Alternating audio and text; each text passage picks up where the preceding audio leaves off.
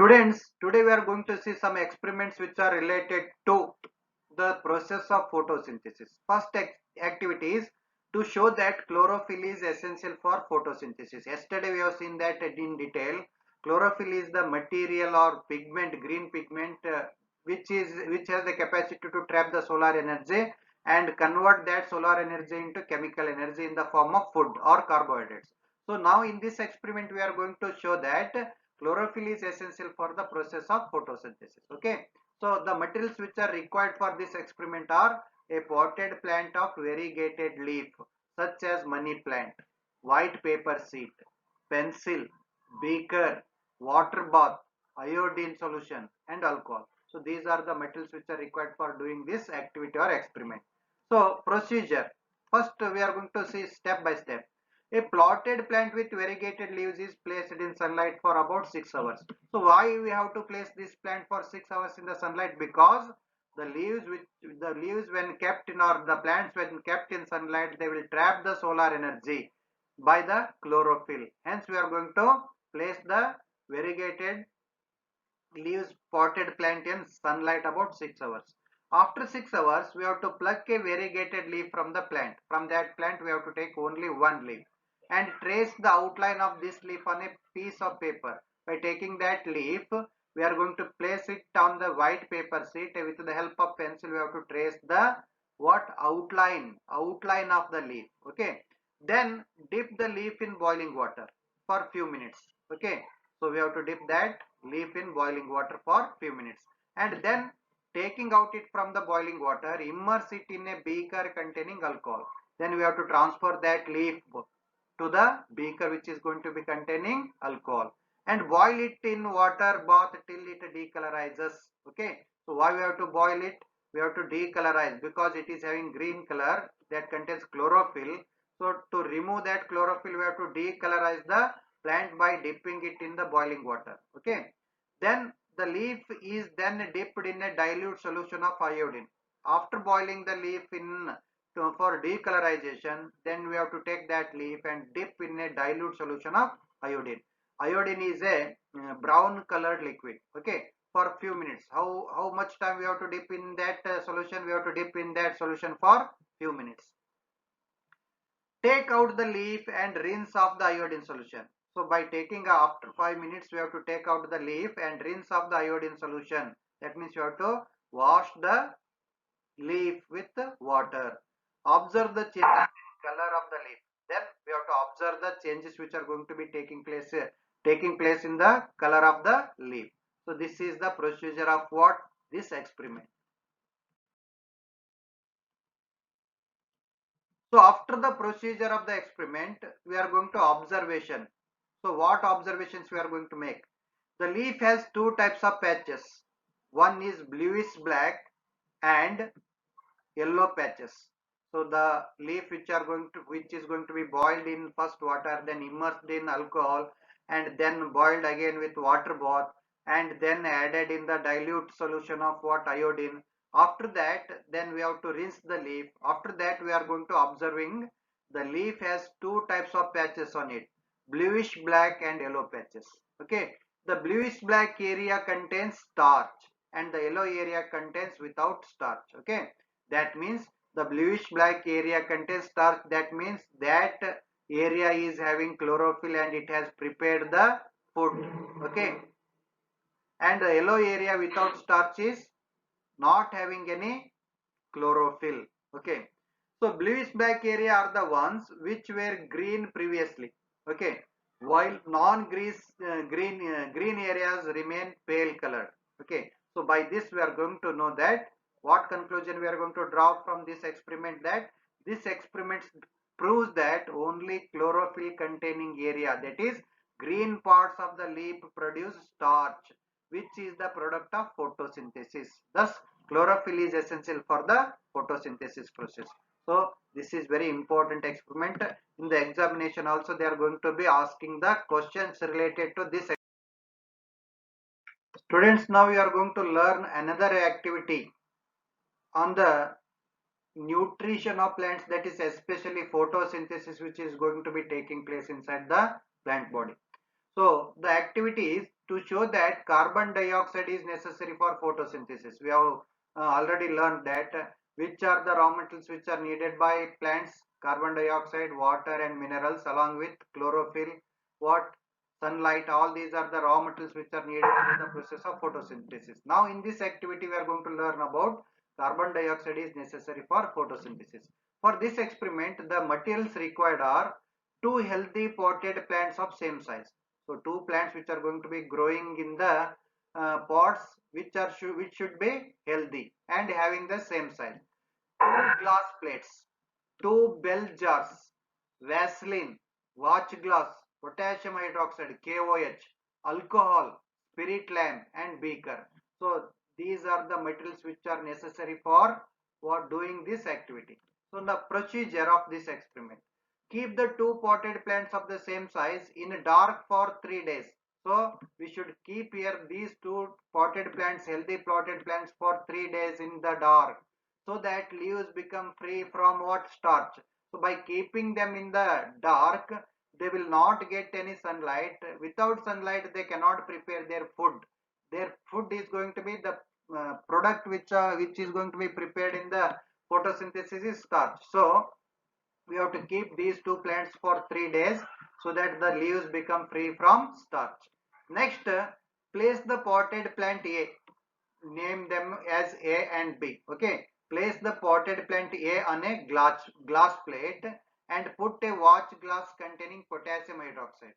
So why we have to put the potassium hydroxide along with the potted plant A? To absorb the carbon dioxide. Potassium hydroxide has the capacity to absorb all the carbon dioxide which is present in the bell jar. By the side of the pot and cover it with a bell jar. Okay. So by putting the potassium hydroxide along with the potted plant A, it will absorb all the carbon dioxide which is present in the bell jar. Then place the other potted plant B on the second glass plate and cover it with a bell jar. Okay. Now we are going to be placing potted plant B on the second watch glass or glass plate and cover it with a bell jar.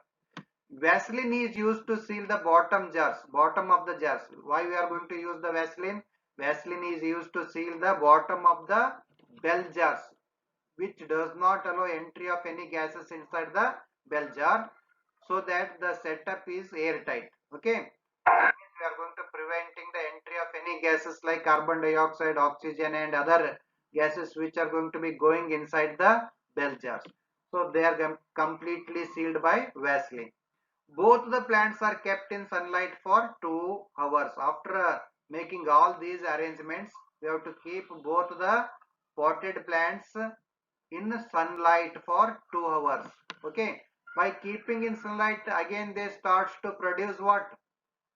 Photosynthesis present and starch is going to be produced. Okay. Pluck a leaf from the plant and test the same for the presence of starch. Okay.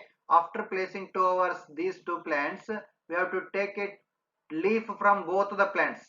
One is both the plants are going to be put in under the what? Bell jars.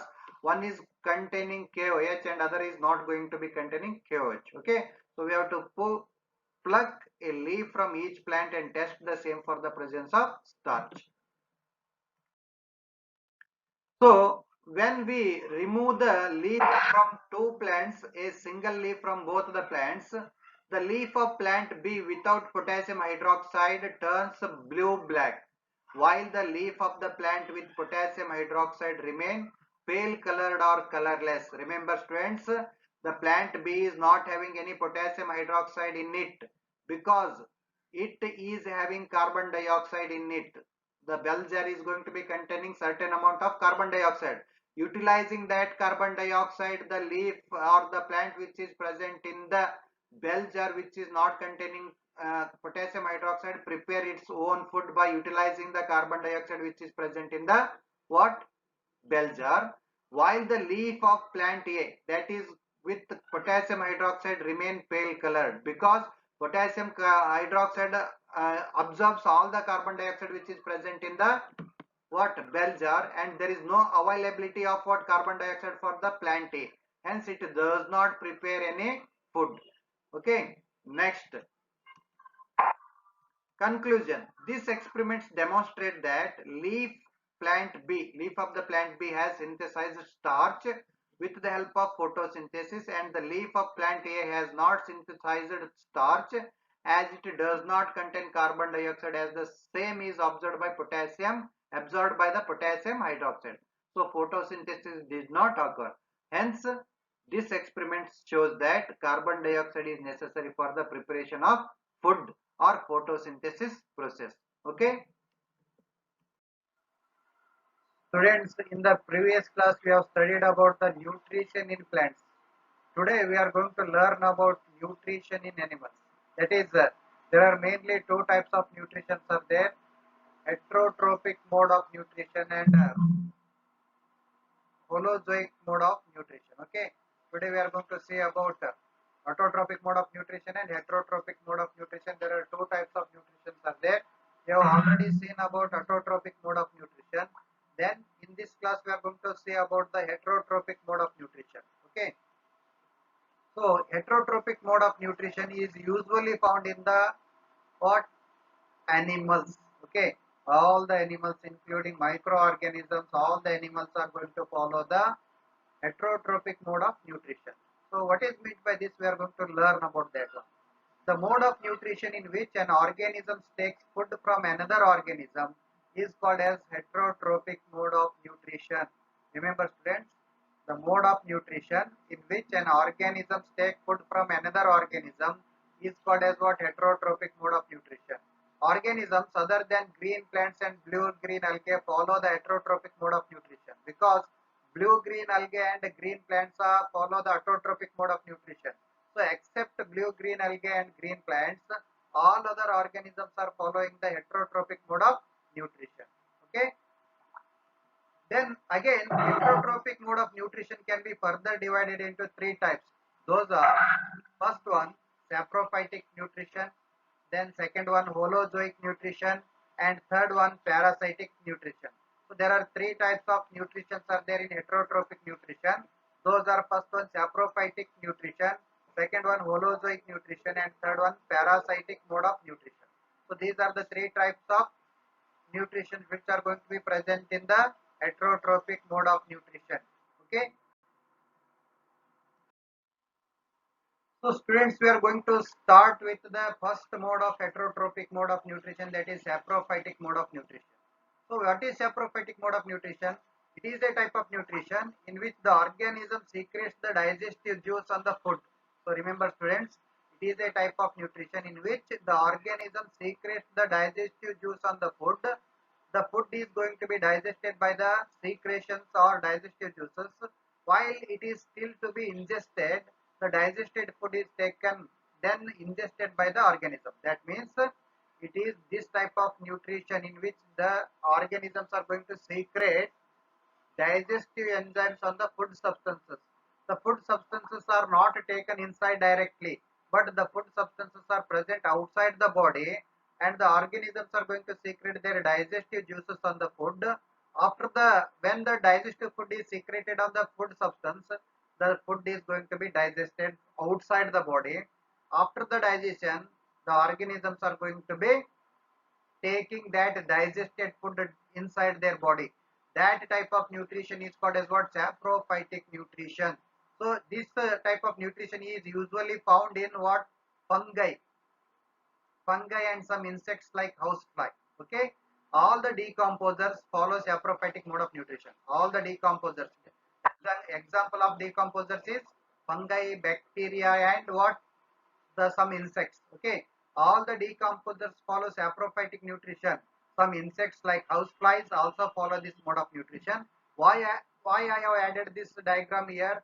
This is a what? Mushroom. Mushroom is a type of fungi which grows usually on the dead and decaying plant or plant material.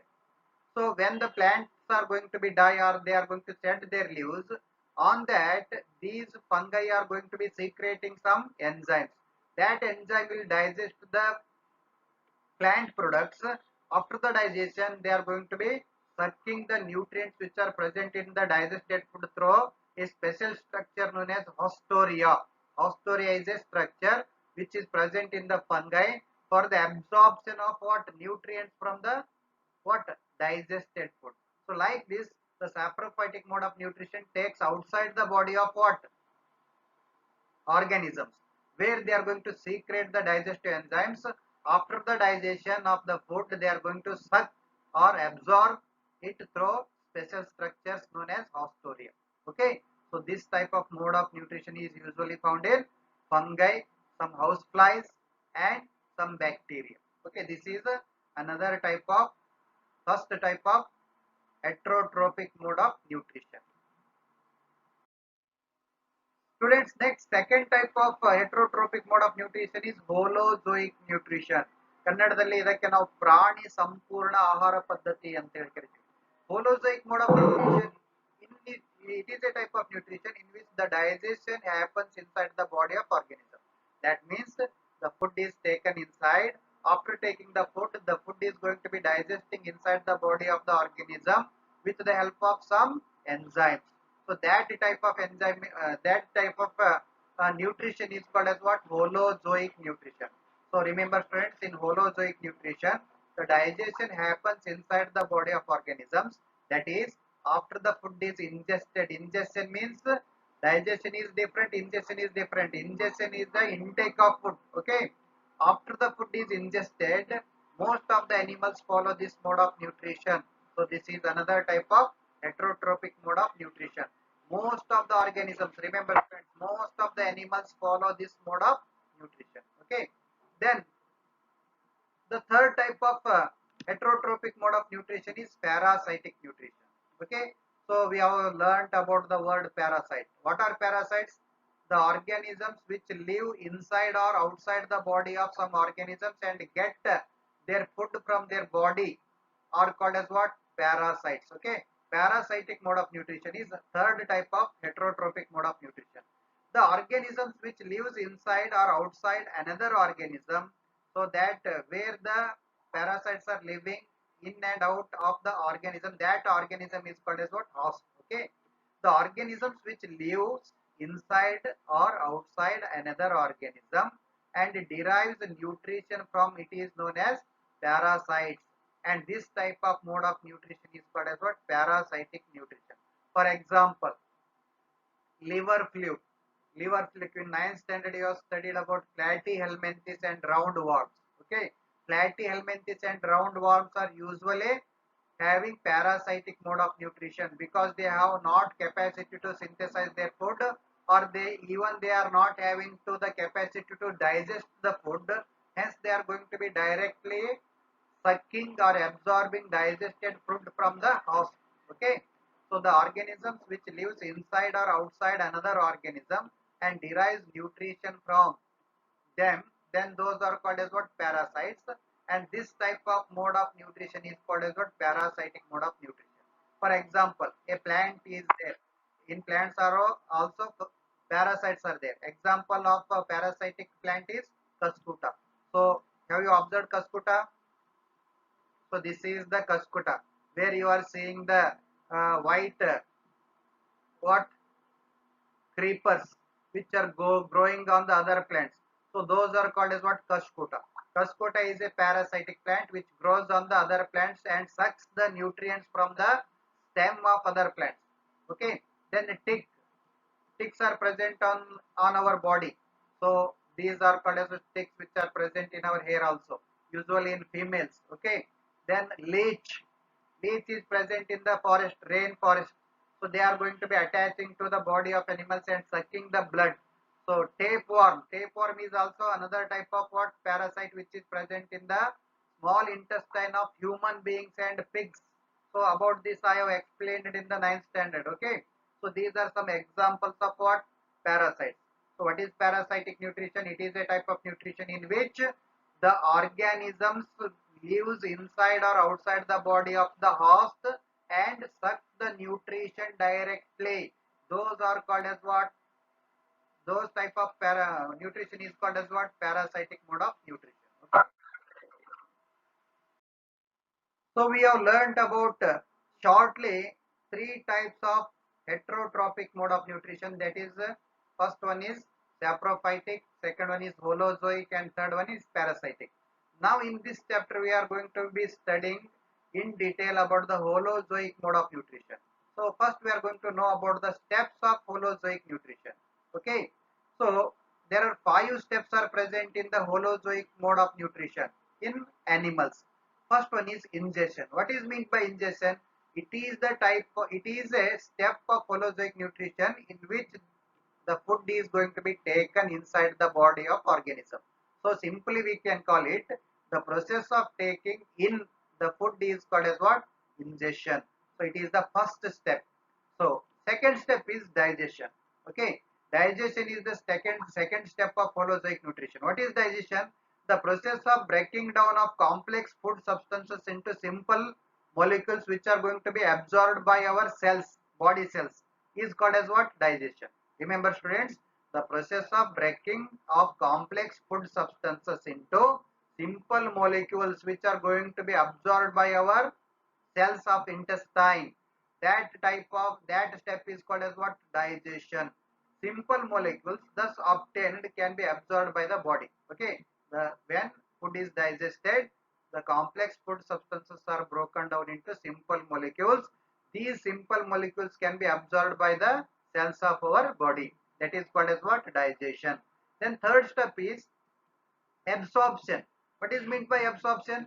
The process of absorption of digested food is called as what? Absorption. This usually absorption takes place in the small intestine in human beings. Remember students, absorption is the process in which the digested nutrients or food substances, simple food substances are going to be absorbed by the what? Small intestine, villi cells. Villi are the finger shaped cells which are present in the what? Small intestine, walls of the small intestine. You have studied this about in the chapter the tissues in ninth class. Okay. So absorption is the process in which absorption of digested food is going to be taking place. That process is called as what? Simply absorption. Then the fourth step is assimilation. So assimilation is the another important step of what? Holozoic nutrition. The process of utilization of digested food for energy and growth and repair of our body parts is called as what? Assimilation. Okay. This is after absorption of the food materials. Those food materials are going to be supplied to different parts of our body for utilization of energy or synthesis of energy, growth of cells and repair of body parts is called as what? Assimilation. Remember students, this is the fourth step. Then last step is egestion. So egestion is the step in which the undigested food is going to be removed from our body is called as what? Egestion. So these are the 5 steps which are going to be followed in the holozoic mode of nutrition. So which are ingestion, digestion, absorption, assimilation, egestion. So what is ingestion? Once again, the process of taking in the food or the process of taking the food inside our body of an organism is called as what? Ingestion. Digestion, the breaking down of complex food substances into simple food substances or molecules is called as what? Digestion. So absorption, the process of absorption of digested food is called as what? Absorption. Assimilation, the process of utilization of digested food for energy and for growth and repair of body parts is called as what? Assimilation. Egestion is last step.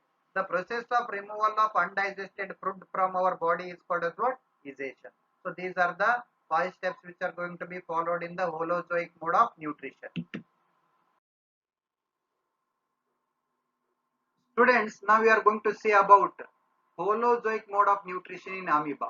So we all know that amoeba is a unicellular animal which follows holozoic mode of nutrition. Remember students, even amoeba is a unicellular organism, but it follows the holozoic mode of nutrition. I have already told most of the animals are going to follow holozoic mode of nutrition, from amoeba to large animal, biggest animal on the earth, that is called as what? Blue whale.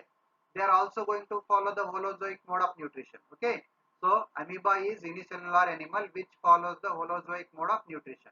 So how it is going to be following the holozoic mode of nutrition? So remember students, this diagram is very important. One time or two times they have asked the question on this diagram of how food is going to be digested or taken inside the body of what? Amoeba. Okay. First, the cell membrane of amoeba keeps on protruding into pseudopodia. What are pseudopodia? Pseudopodia are the locomotory organs of what? Amoeba. Remember students, when there is a food molecule inside the body of amoeba, then it starts protruding the cell membrane, including the cytoplasm, towards the what? Food particle. Okay. So when the cytoplasm along with the cell membrane protrudes, then those are called as what? Pseudopodia. Hence pseudopodia not only helps in the movement of the amoeba, but it also helps in the nutrition. Remember students, what are the functions of pseudopodia? Pseudopodia helps in the locomotion as well as taking the food inside the body. Okay. So this is the first step. Amoeba surrounds a food particle with pseudopodia and makes a food vacuole. When the food particle is surrounded by pseudopodia of amoeba, then it is called as what? It is going to be converted into pseudopodias are converted into food vacuoles. When it is completely inside the pseudopodia, then pseudopodias are going to be converted into food vacuoles. Okay. So digestive enzymes are secreted in the food vacuole. This food vacuole is going to be important part of the cell. So that secretes some digestive enzymes on the food particle. Okay. After that, digested food is absorbed from the food vacuole. When the food vacuole secretes some enzymes on this food particle, the food particle is going to be digested inside the food vacuole. After the digestion, the food vacuole itself what? Absorbs the nutrients which are present in the food particle. Okay. Finally, the food vacuole moves near the cell membrane. So after digestion, this food vacuole is going to be moving towards the cell membrane. Okay. And undigested food is expelled out. Because why it moves near the cell membrane? To exhale or to digestion of the undigested food through the process of what? Osmosis. Remember students, like this the holozoic mode of nutrition is going to be taking place inside the body of amoeba. Remember, one time they have asked the question for 3 or 4 marks, explain the steps involved in the nutrition of amoeba. So these are the different steps which are going to be involved in the digestion of food or holozoic mode of nutrition in unicellular organisms like amoeba. So after knowing the holozoic mode of nutrition in amoeba, we are going to study about nutrition in human beings. Very important aspect of this chapter, students. So nutrition in human beings, it is a very vast subject. For this we are having long exercises or questions we are going to study. So we are also having diagrams on this. So many questions are going to be asked in the examination on the nutrition in human beings. Remember, it is very important point in the lesson. Human beings are complex animals. Okay, because we are the advanced animals. So human beings, our body parts are so many. We are having so many body parts which are having complex structures. Okay, human beings are complex animals which have a complex digestive system. We are having very complex digestive system. The human digestive system is composed of alimentary canal. Alimentary canal is nothing but digestive canal. Okay, human digestive system is composed of an alimentary canal and some accessory glands. Accessory glands means the glands which helps the digestion of food is called as what? Accessory glands. Okay, so in in human beings, the food is not only digested by alimentary canal, also it is going to be digested with the help of some accessory glands. These glands will secrete some enzymes. With the help of those enzymes, the complex food substances are going to be broken down into simple ones. Okay, so this is the about the introduction about nutrition in human beings. So the alimentary canal of human being is divided into several parts like esophagus, stomach, small intestine, large intestine, rectum and anus. So these are the different parts of alimentary canal in human beings. Remember, in the examination if they ask name the different parts of alimentary canals of human beings means first one is mouth. You can begin with mouth. Esophagus. Esophagus means ಕನ್ನಡದಲ್ಲಿ ಇದಕ್ಕೆ ಅನ್ನನಾಳ ಅಂತ ಹೇಳಿ ಕರಿತೀವಿ. Stomach, ಜಠರ. Small intestine ಸಣ್ಣ ಕರಳು, large intestine ದೊಡ್ಡ ಕರಳು, ರೆಕ್ಟಮ್ ಅಂಡ್ ಆನಸ್ ಗುದದ್ವಾರ ಮತ್ತು ಗುದನಾಳ ಅಂತ ಹೇಳಿ ಕರಿತೀವಿ. So these are the different parts of what elementary canals in human beings. So salivary gland, liver and pancreas are the accessory glands which lie outside the alimentary canal. So these are the glands which are also helpful for what? Our digestive system. So those accessory glands are salivary gland, liver and pancreas are the accessory glands which lie outside the alimentary canal. They are not related with the what? Our alimentary canal. They are associated with what? Our alimentary canal. Salivary glands are present in our mouth. Liver is present near the small intestine. Pancreas is also present near the small intestine. So these are the glands which are associated with what? Our alimentary canal and aids or helps in the process of digestion of food by secreting some enzymes.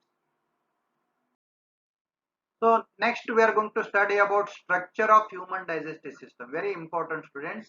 The human digestive system comprises the alimentary canal and associated digestive glands. Remember what the human digestive system comprises or contains? It contains alimentary canal and associated digestive glands like salivary gland, pancreas, liver. So these are the what associated digestive glands which are present in our digestive system along with our alimentary canal.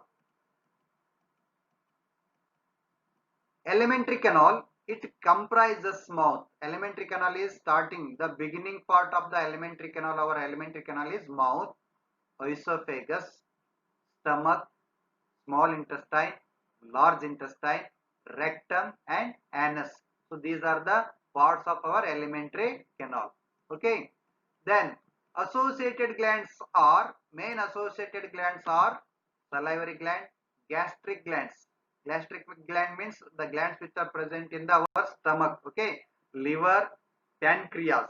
So these are the glands which are associated with our what? Digestive system.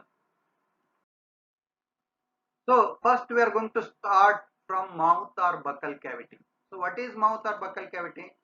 The cavity which is present inside our mouth is called as what? Buccal cavity. Buccal cavity. This is called as what? Buccal cavity. So mouth, or we are going to call it as mouth or buccal cavity. So the mouth has teeth and tongue. So these teeth and tongues which are present in our mouth helps in the mechanical digestion of our food. So there are two types of digestion, mechanical digestion and chemical digestion. What is mechanical digestion? It is a type of digestion in which the complex food particles are broken down into smaller food particles with the help of teeth and tongue in our mouth is called as what? Mechanical digestion. Remember students, mechanical digestion starts with our mouth, starts in our mouth. So what is mechanical digestion?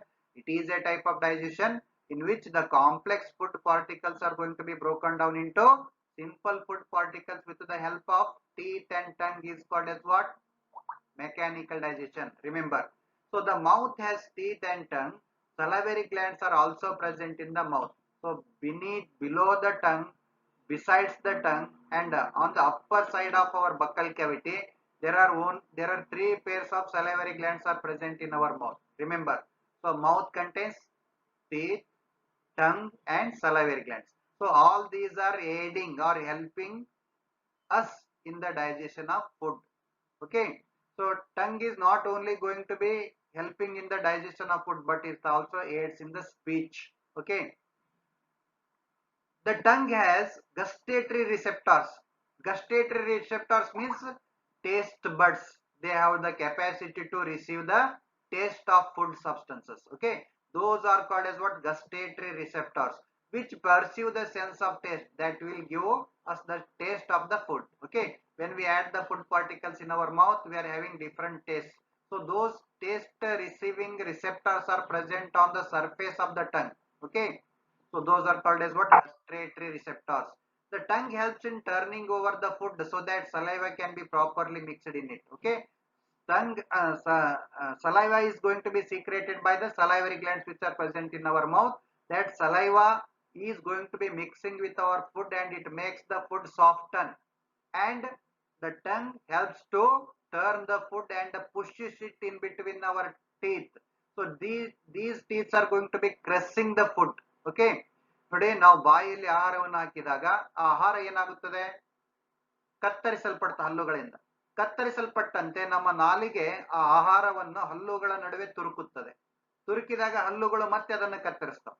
ಎಲ್ಲಿವರೆಗೆ ಕತ್ತರಿಸುತ್ತವೆ ಅಂದ್ರೆ ಆಹಾರ ಸಣ್ಣ ಸಣ್ಣ ಕಣಗಳಾಗಿ ಪರಿವರ್ತನೆಯಾಗುವುದು. Like that, our tongue helps in turning over the food so that saliva can be properly mixed in it. Okay. Teeth help in breaking down the food into smaller particles so that swallowing of the food becomes easier. Okay. When the food is going to be broken down into smaller particles, it is also going to be mixed with saliva and makes it a very small, simple, soft bowl. Okay. And it helps in the aiding of swallowing also. So there are 4 types of teeth are present in human beings. The incisor teeth are used for cutting the food. So these are the way ದವಡೆ ಹಲ್ಲುಗಳು ಅಂತ ಹೇಳಿ ಕರಿತೀವಿ ಹೌದಾ. these are called as what, incisors. These are helping in the crushing of food substances. So the canine teeth are used for tearing the food. Canine teeth are present on the upper and lower side in front of our mouth. Those are called as what, canine teeth. They will help in tearing and cracking of hard substances. Then premolars are used for coarse grinding of food. The molars are used for fine grinding of food. Remember students, there are 4 types of teeth are present in our mouth: incisors, canine, molars and premolars. Totally 32 teeth are present, 16 below and 16 above. Okay. The premolars are used for the coarse grinding of food. The molars are used for grinding of the food substances. So this is the structure of what our teeth. This white coating or crown is called as what, enamel. It is the hardest part of our teeth. Okay. These are the gums. Teeth are always embedded in the socket of gum. Okay. Teeth are also having roots or sensory nerves.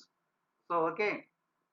So it is also having enamel. So this enamel is the hardest part of our body. It will protect the inner part of our teeth. So these are about the mouth and buccal cavity. Remember students, there are 3 pairs of salivary glands are present in our mouth. Those are below the tongue. Are you observing here in the diagram?